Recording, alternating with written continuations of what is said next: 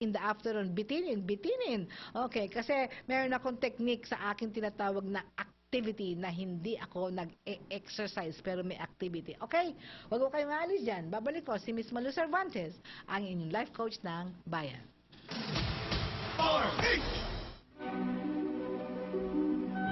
For the first time in Philippine Ballet, the most captivating and unforgettable live performances of the country's most beloved prima ballerina, Lisa Makuha, are now available on premium quality DVDs. The Lisa Makuha Swan Song Series, a limited edition collector series of her final full-length performances of the world's most beloved classics, beginning with Swan Lake and Romeo and Juliet, timeless keepsakes that will bring the magic of ballet into your homes and into your hearts forever, featuring Ballet Manila and the one and only ballerina of the people, Lisa Makuha. The Lisa Makuha Swan Song Series, now available on high-grade DVDs. For sales and inquiries, please contact Ballet Manila at 400-0292 or 525-5967 or email them at info@balletmanila.ph. Di biro maging nurse, dapat marunong sa sakit at marunong ding mag-alaga. Yun bang may malasakit? Kaya pagdating sa bath soap, hanap ko, tulad ko, lalo't may pamilya ako. Kaya ang gamit ko, Shield Bath Soap. Galit ito sa sakit na dulot ng germs. May antibacterial na pareho ng sa leading brand. At may malasakit sa skin dahil may Shea Butter Moisturizer. May malasakit din sa budget dahil super affordable. Kaya naman approved ito ng Philippine Nurses Association. Shield, galit sa sakit, may malasakit. ACS. Kaanda. Kaanda. Kaanda. Ang paglalaba, nakukuha yan sa Gaanda. Pinagagaan at pinagaganda ng Pride. May dagdag alaga ng fabric conditioner, nililinis, pinababango, pinalalambot, inaalagaan ang kulay ng damit para gaanda ang pamilya. Ang ganda ko! Pride with fabric conditioner. Reklamong totoong pinakikinggan. Reklamong talagang pinag-uusapan. Reklamong talagang tinututukan. Pinakikinggan, pinag-uusapan, tinututukan. Sama-sama, sabay-sabay at tuloy-tuloy nating tutukan si Greco sa programa Ireklamo kay Greco. Kasama si Greco, Greco Belgica. Linggo, alas 2 ng hapon. Sabayang matututukan sa DZRH News Television, DZRH Radio, DZRH News Television Facebook at YouTube live channel at DZRHnews.com. Ireklamo kay Greco.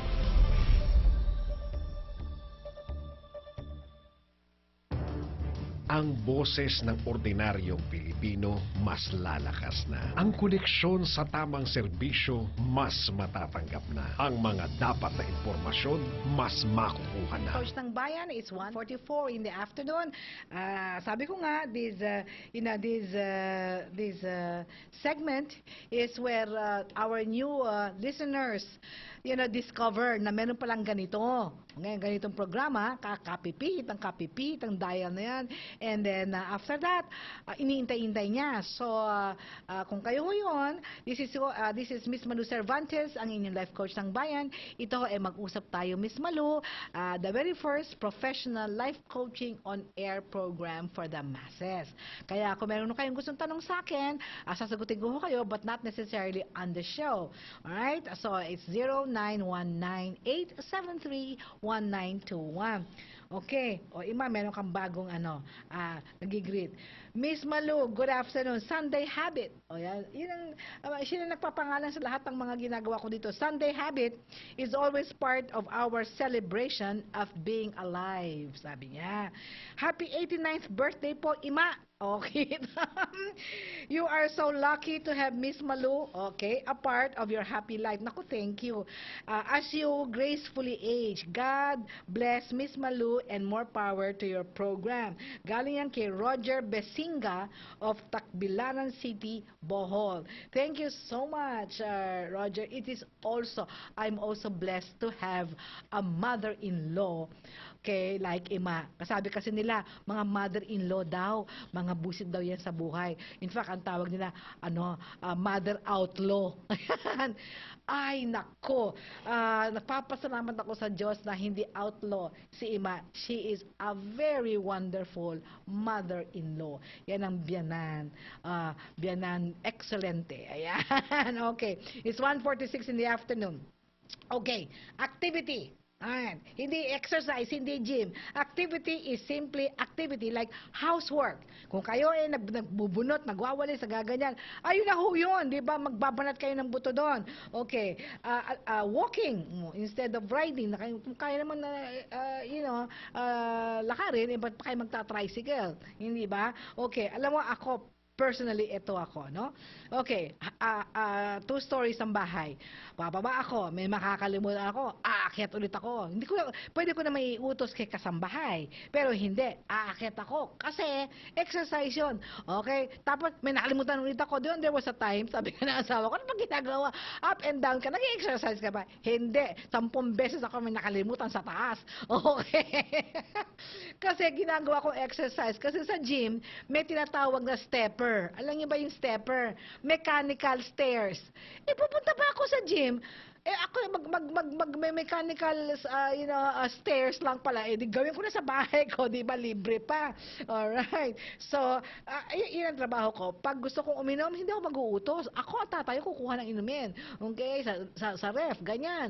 Pag may gusto namin refill, kumakain kami, pwede namang sabihin kay kasambahay. Hindi ako, yung ganon. Yan na, ang ima ko may gardening. O, say mo. Di ba nag-gardening pag morning may exercise yun. Tapos, nagwo-walk-walk yan.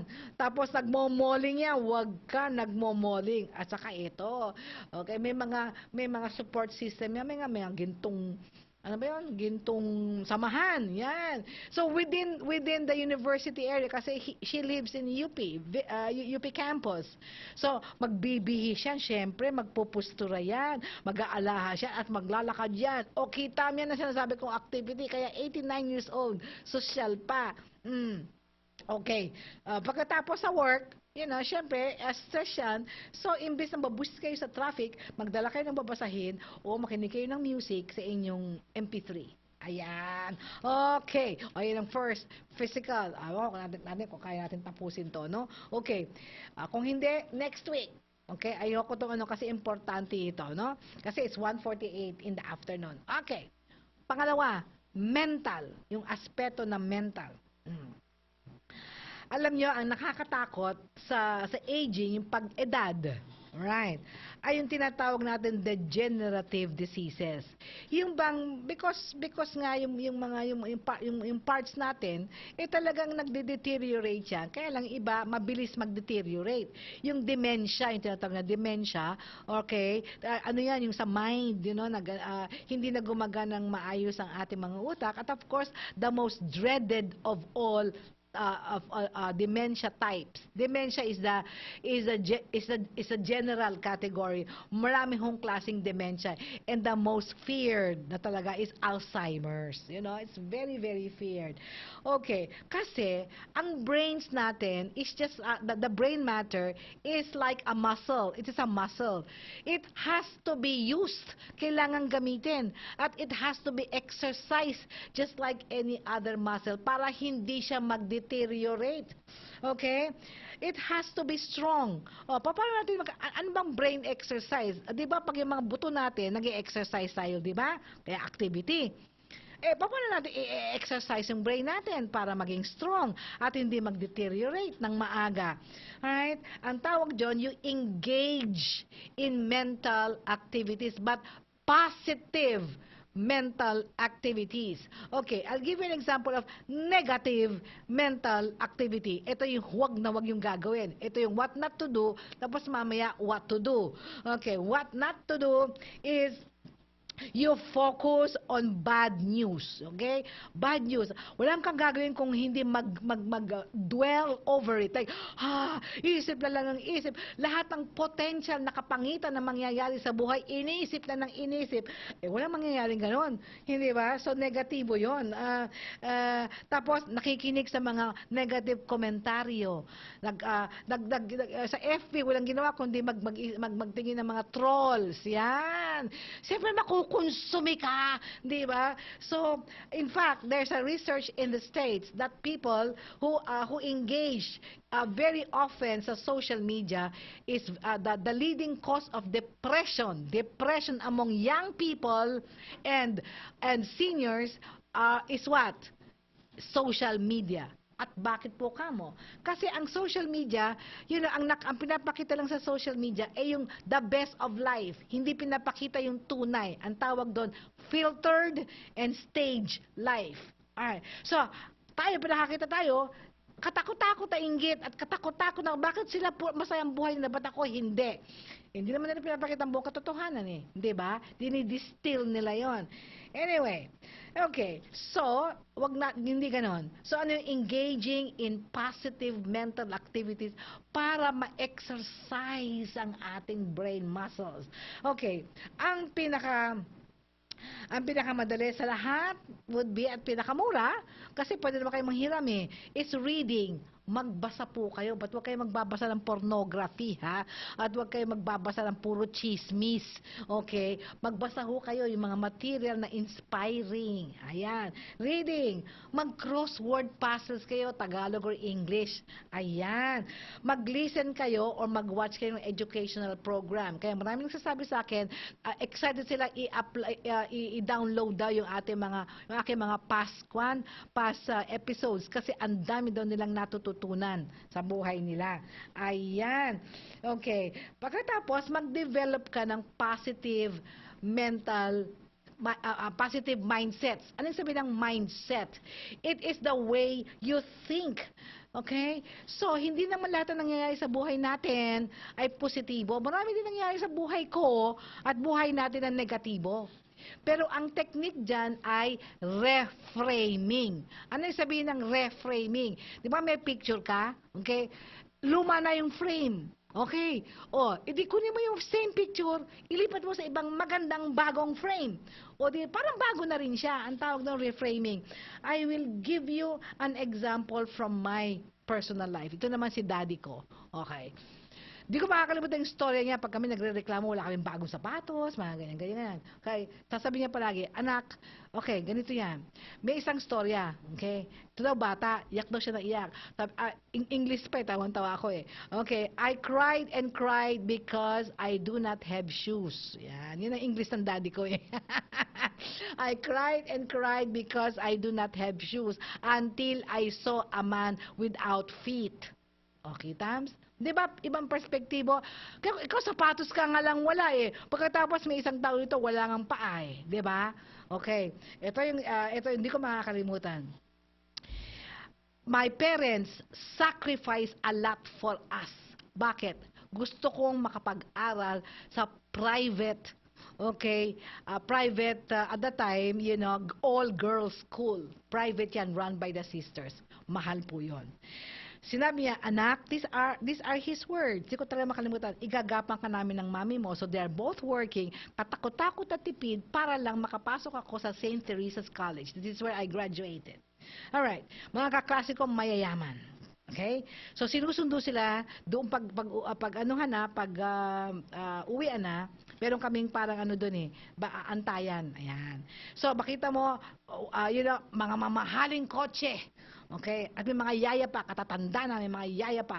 Okay, bababa si yaya, kukuhanin ng libro at bag, bubuksan ng pinto na may driver, sasakay ang aking mga prinsesitang mga kaklase, ayon, ganyan. Kita mo? Si Miss Malu at that time, paparada sa harap yung second-hand jeep, owner jeep ng daddy ko.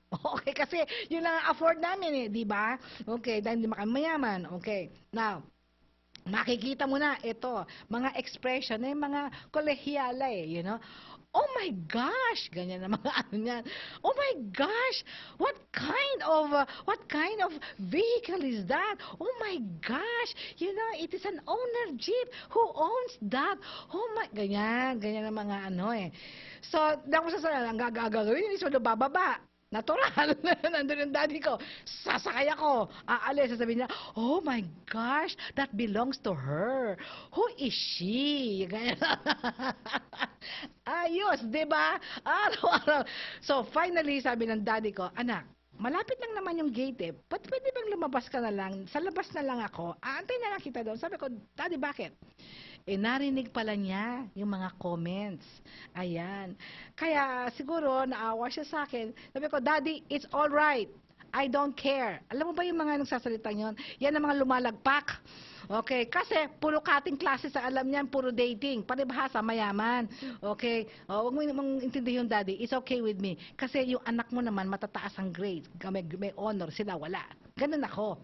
So, nire-reframe ko yan. Bakit? Eh, pareho naman kami. Okay, ano pagkakaiba? O, maganda lang kotse nila. Pero pareho naman kaming same school, di ba? You know, I realize, pinagpilitan pa rin niya na lalabas na lang ako. Di sige, simunod ako. I learned from my mommy that he was hurt for me. Miski na sinabi ko, it's okay lang, Dad, but na-hurt siya dahil sinasabihan ako ng ganon. Sabi nga, huwag kang mag-alala, anak, magkakakotse rin tayo. Okay? Nagkakotse kami. Okay, second hand lang. Second hand car, pero may kotse. Kaya pag yung kotse, sinusundan na niya ako sa loob. Okay, basically, that's what I'm trying to say. Mental. Okay? You reframe. Ayusin niyo yung pag-iisip niyo. Alam mo si Ima, every time pupunta kami sa kanya, which is really almost every other Sunday, she is reading the papers, cover to cover. Nagbabasa ng dyaryo, kaya alam niya. Okay, nagbabasa ng libro. Tapos, sinishare sa akin. Yung mga, okay, nagkukwento sa akin, yung nabasa daw niya ganito. At hindi mo yan maiisahan at 89 years old. Okay, kapag nag-utos siya sa kanyang, alalay, alam niya kung anong dapat ng sukli. Kasi meron siyang record. Lahat ng gastos niya, naka-notebook. Kaya nagpunta siya sa doktor. Ito daw yung binayad niya ng doktor. Ito daw yung gamot. Ganyan. You know, she never forgets anything because she keeps a record. You see that? Alright? Nakakatuwa talaga ang aking ima. Alright. Yung pangatlo, I think we only have time for the third one kasi ayokong iratsada yung fourth at fifth dahil napaka-importante yun. And what is that? Spiritual and financial. Matatapos ko lang dito, emotional because it's 1:58 in the afternoon. Emotional have something to do with feelings. Ano ba ang nafe-feel natin, okay? At yung feelings natin ang mag-uudyok sa atin kung paano tayo mag-a-act. Yun na paano tayong kikilos, di ba? Okay. Pero ito yung ano diyan eh, ito yung formula diyan eh. Nag-uumpisa po yan with thoughts. Thoughts, kung ano iniisip natin, yun ang nagtitrigger ng ating feelings. At yun ang nagtitrigger ng ating kilos, hindi ba? Ang mga naririnig kong mga expression will be, ayoko nga kausapin yung matandang yan. Saksakan ng sungit. Gusto niyo ba nang marinig ang description na sa inyo na, ay, ikaw pala yung matandang tinutukoy na yun, ang sungit mo daw kasi. Bakit? Yung mga apo ayaw lumapit. Bakit? Paano? Pinagkukurot nila. Okay. Tapos sinisigawan. Sinasabihan ng mga, ano ba kayo? Mga busit kayo. Ganon. Sino ba naman ang apong gustong pumunta sa kanyang lolo't lolang ganyan? Hindi ba? Tapos napaka-unreasonable. Kasi ina-expect nila na matanda na sila pagpapasensya sila, kaya may sinapaka-unreasonable nila, ginagawa nilang miserable. Yung kaya, siguro nga, kaya yung mga anak nila, ayaw silang dalawin. Alright? Kasi nga, pupunta doon, makukonsumi yung mga anak. You know, alam niyo ba, na yung ang tawag nito ang ginagawa namin yun madalas kami after the show pumupunta kami kay Ima. Okay, pinaghahanda kami ng lunch. Okay, lunch kami tapos kasi every dinner time Okay? Pag linggo, yung mga apo niya doon sa kabila kasi si love ko may isang sister. Okay? May isang sister. So I have a sister-in-law. Okay? May mga apo 'yon. Sinusundo ng mga apo kasi doon magdi-dinner doon sa kabila. Alright? At pag summer vacation, kung saan magbabakasyon yung mga apo, bit-bit siya. O minsan sa Tagaytay, minsan sa ganun, gusto siyang kasama. Alright? So, basically, di ba? O bakit ganon? Bakit yung iba, yung mga apo, ayaw puntahan yung mga lolo nila? Siguro ganon. Alright? So, ang dito, ang sinasabi dito is gamitin natin ang ating pinagkatandaan. Okay? So, imbis na sigaw at imbis na ito, i-share natin, mga seniors, yung wisdom of the ages.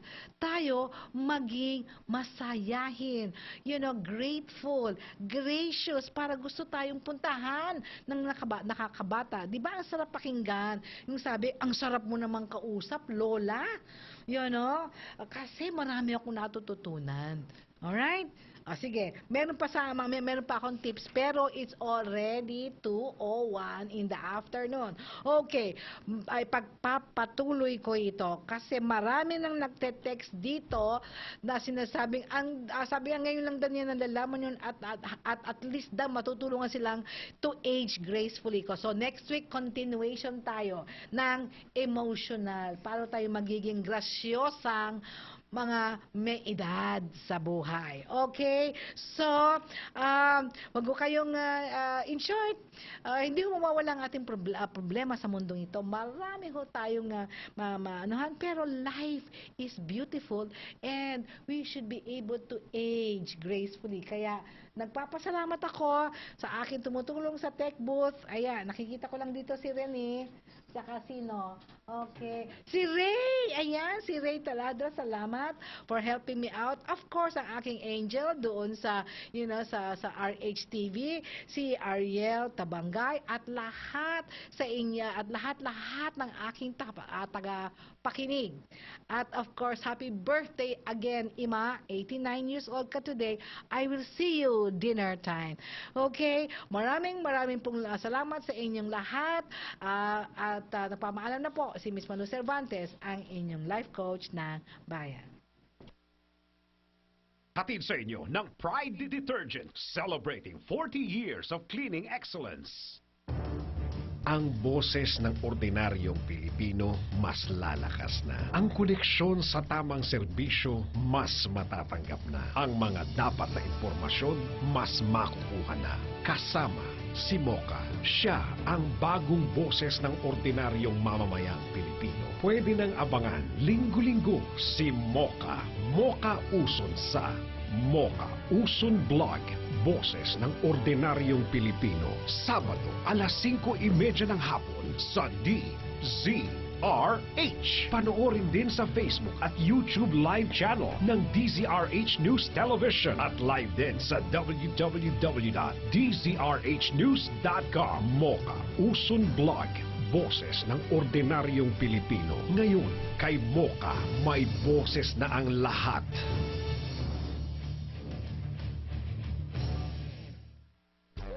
Mo na ba ang pinangakuan mo na nga? Gusto, to pa rin pa. Natatandaan mo pa ba sila? Nangakong magpapagawa ng tulay. Nangakong magpapatayo ng ospital. Nangakong pagagandahin ang bayan natin. Aba, singilan na. Programang tututok kung natupad na ang mga pangakong binitiwas. Sagot sa Bayan. DZRH Campaign Promise Tracker. Kasama si Sunny Casulia. Linggo, alas 6:30 ng gabi sa DZRH News Television. Simultaneous broadcast sa DZRH News Television, Facebook at YouTube live channel at sa www.dzrhnews.com. Sagot sa Bayan. DZRH Campaign Promise Tracker. Dahil ang pangako, hindi dapat napapako.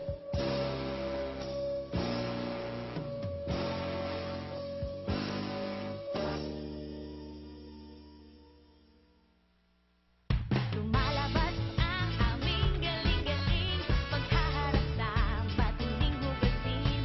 Tanggal ang cellphone, tanggal bacteria. Parami na ng parami ang Smart sa hugasin. Kaya #1 na ang Smart Dishwashing Paste. May double tanggaling formula. Tanggal galing ang sebo, tanggal galing ang bacteria. Galing, tanggaling, smart dishwashing. Tanggaling galing sa presyong magaling din. Una sa tamang balita, una sa tamang serbisyo. DZRH. 78 taon ng paglilingkod sa pagbabalita. DZRH, subok na sa balita. DZRH, haligi ng katotohanan. DZRH, makabagong bayanihan. Serbisyong tapat sa iyo. DZRH. Miyembro ng KBP, kapisanan ng mga broadcaster ng Pilipinas.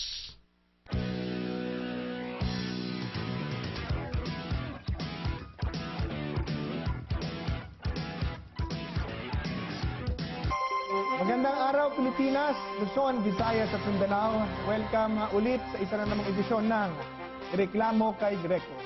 Kami ang inyong makakasama ngayong araw nito. Ako po si Greco Belica.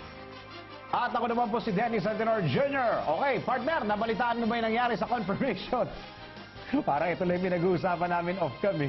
Si DFA supposed to be Secretary Perfecto Yasay Jr. Partner, alam mo, wala namang perfecto dito eh. Si Perfecto Yasay. Ito nga, perfecto na eh, no? Pangalan na niya, perfecto, pero hindi talaga perfecto dahil hindi nagtuloy-tuloy. Hindi na-confirm eh. Hindi na-confirm, pero hindi, alam mo, mali yung tanong eh ng mga senador. Para bang nagagalit sila. Ba't sasabihin mong hindi ka Amerikano pero meron ka American passport? Mali eh. Dapat ang itinanong nila ron, paano mo nagawa yun? may American passport ka, pero hindi ka naman Amerikano. Saan mo ginawa yun? Oo, paano mo ginawa yun? Pero just the same, hindi ko alam kung ano po naging sagot ni Boss June. Yasay, pero napakabait na tao po yan. Talagang, of course, hindi ka talaga pwedeng ma-confirm pag ikaw ay Amerikano. Tama. Pero, di ba? Pero just the same, marami pa kong pupuntahan yan si Sec June na makakatulong sa ating bayan. Yung alala Sa mo Pilipinas. Dito sa Pilipinas. Sa Pilipinas. Mga kababayan, sa mga nakikinig po sa atin sa iba't ibang bansa, malaking reklamo nila ron sa partner ron sa OFW na ay dun sa mga passport. Napakahirap daw kumuha ng appointment, tapos ang tagal daw lumabas nung mga passport. So, ito po ay kailangan natin pagtulong-tulungan, partner, dahil naipit ang buong bayan ng Pilipinas o ang DFA doon sa kontratang pinirmahan ng nakarang administrasyon na ibinigay po sa isang private company ang pagpiprint ng mga passport. Kaya pag naglalag, wala magawa ang DFA. Prior to that, it was the Bangko Sentral ng Pilipinas printing office ang nagpiprint. Pero ayaw na ata ng... Pero ang point doon, kailangan meron pong kontrata na kailangan nating ma-rescind kung paano natin gagawin yun. Dahil hindi nagdi-deliver yung kumpanya. Tapos tali tayo. So yan po isang problema ng ating pwedeng tulong-tulungan gaya ng ating pong naisuggest. Bato mo yan, partner eh. Na pwede ba kaming kumampanya ng signature para i-rescind yung kontrata po yan na naibig tayo na itindatisay welcome proposal po sa ating pamahalaan kay Secretary Yasay. So tuloy po natin yung pag-usapan natin yon.